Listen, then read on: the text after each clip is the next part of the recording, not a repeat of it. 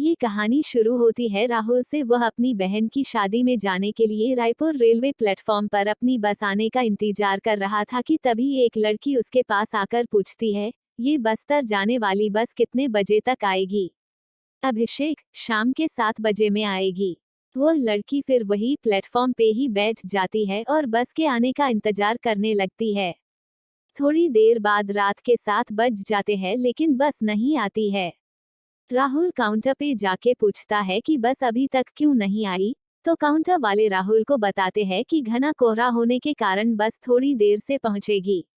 अब राहुल उस लड़की के पास जाता है और कहता है कि घना कोहरा होने के कारण बस थोड़ी देर से आएगी, वैसे आपको जाना कहाँ है? लड़की, मुझे कोंडागांव जाना है। राहुल, मैं भी बस्तर जा रहा अपनी बहन की शादी में। दोनों कोई बस आने का इंतजार करने लगे। जनवरी का महीन था और ठंड काफी अधिक थी। राहुल ने देखा कि वह लड़की ठंड से खुद को सिकोड़ रही होती है।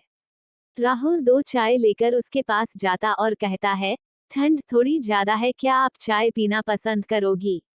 लड़की, थैंक यू। अब दोनों कोई चाय पीने लगते हैं। राहुल, मेरा नाम राहुल है, वैसे आपका नाम क्या है? लड़की, मेरा नाम फुलेश्वरी है।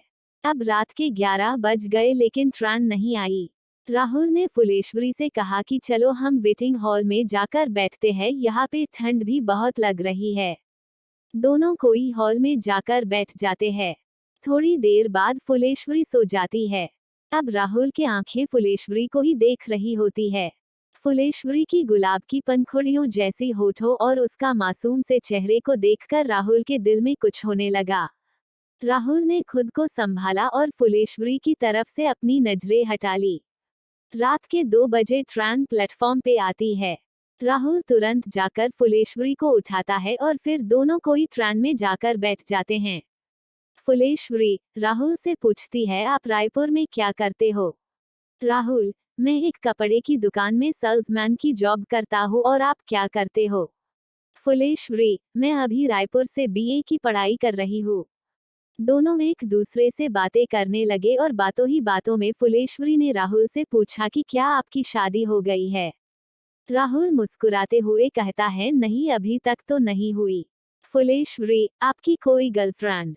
राहुल, नहीं मेरी कोई गर्लफ्रेंड भी नहीं है, वैसी कोई लड़की मुझे मिली ही नहीं। फुलेश्वरी, कैसी लड़की चाहिए आपको, जरा हमें भी बताइए। राहुल, बिल्कुल आपकी जैसी। फुलेश्वरी, मेरी जैसी ही क्यों? राहुल, आप बहुत ही प्यारी और मासूम हो, और आपकी ये प्यारी प्यारी बातें मुझे अच्छी लगती है। फुलेश्वरी, अच्छा जी ये बात है, तो चलिए अब हम आपके लिए कोई मासूम ही लड़की ढूंढती हूँ। आप अपना फोन नंबर हमें दे दो ताकि लड़की मिलने के बाद कांटेक्ट हो सके। राहुल तुरंत अपना फोन नंबर फुलेश्वरी को देता है। थोड़ी देर बाद फुलेश्वरी सो जाती है लेकिन राहुल को नींद ही नहीं आती है। वह सिर्फ फुलेश्वरी को ही देखता रहता है, ऐसा लगता है मानो राहुल के दिल में फुलेश्वरी के लिए प्यार का फूल खिल रहा हो। राहुल उस पल अपनी आंखों कैद कर रहा था। वह सोच रहा था कि क्या पता फिर कभी फुलेश्वरी से मुलाकात होगी या नहीं। अब सुबह हो गई थी, बस कोंडागांव पहुंचने वाली थी। फुलेश्वरी राहुल से कहती है, मेरी मंजिल आ गई, अब मैं चलती हूँ। राहुल को थोड़ा उदास हो जाता है, उसे ऐसा लगता है कि कोई अपना उसे छोड़कर जा रहा है। बस कोंडागांव स्टेशन पे रुकती है और फुलेश्वरी मुस्कुराते हुए राहुल को अलविदा कहती है। राहुल बस की खिड़की से फुलेश्वरी की तरफ देखता है।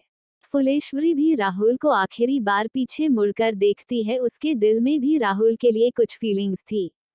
तुम्हारे लिए लड़की मिल गई, उसका नाम फुलेश्वरी है और ये उसका फोन नंबर है। राहुल ने तुरंत उस नंबर पे कॉल किया और फुलेश्वरी ने कॉल रिसीव किया। फुलेश्वरी, तो लड़की कैसी लगी आपको? राहुल, बहुत अच्छी लगी। फुलेश्वरी, तो शादी करना चाहोगे? राहुल, जी बिल्कुल करना चाहूंगा। फुलेश्वरी, तो आ जाइए कोंडागांव। अब मानो राहुल के खुशी का ठिकाना नहीं रहा। उसे उसकी सपनों की रानी जो मिल गई थी। राहुल घर पहुंचने तक फुलेश्वरी से ही बातें करता रहा।